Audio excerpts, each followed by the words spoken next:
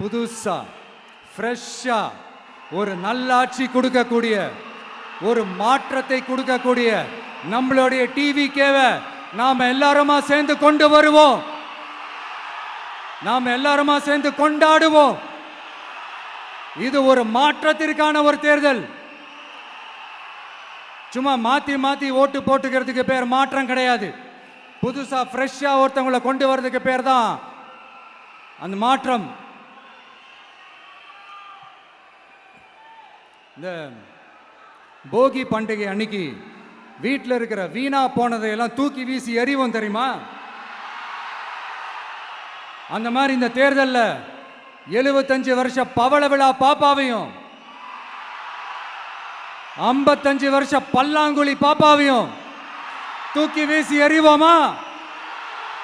ஒரு new governance, ஒரு good governance ஒன்று கொண்டு வரலாமா?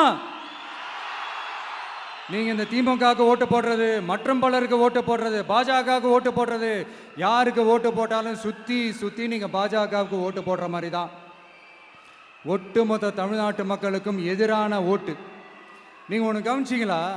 ஒட்டுமொத்தமா எல்லாருமா சேர்ந்து ஒருத்தனை எதிர்க்கிறாங்க. அதுக்கு என்ன காரணம்? ஏன் அப்படி எதிர்க்கணும்? இப்போ அவங்கவுங்க ஒரு தனித்தனி கூட்டணியில் இருந்தாங்கன்னா அவங்களுக்கு ஆப்போசிட்டில் இருக்கிறவங்கள எதிர்ப்பாங்க. ஆனால் ஒட்டு மொத்தமாக எல்லாருமா சேர்ந்து ஒருத்தனை எதிர்க்கிறாங்க. அதுக்கு என்ன காரணம்? ஒட்டு மொத்தமாக எல்லாருமா சேர்ந்து ஒரே கூட்டணியில் இருக்கிறாங்க. என்ன தப்பு பண்ணிட்டான் இந்த விஜய்? மக்களுக்காக அரசியலுக்கு வந்தது ஒரு தப்பா? நல்லாட்சி கொடுக்கணும்னு நினைச்சது தப்பா? ஊழலை செய்யக்கூடாதுன்னு நினைச்சது தப்பா? லஞ்சமே வாங்கக்கூடாதுன்னு நினைச்சது தப்பா? பெண்களுக்கு பாதுகாப்பு ஒழுங்கா இருக்கணும்னு நினைச்சது தப்பா? போதைப் பொருள் கலாச்சாரத்தை ஒழிக்கணும்னு நினைச்சது தப்பா? சட்டம் ஒழுங்கை சரி செய்யணும்னு நினைச்சது தப்பா? விவசாயிகள் நல்லா இருக்கணும், மீனவர்கள் நல்லா இருக்கணும், உழைக்கிற மக்கள் எல்லாரும் நல்லா இருக்கணும்னு நினைச்சது தப்பா? ஆனா மக்களே, நல்லா இருப்போம், நல்லா இருப்போம், எல்லாரும் நல்லா இருப்போம். எப்படி? நல்லா இருப்போம், நல்லா இருப்போம், எல்லாரும் நல்லா இருப்போம்.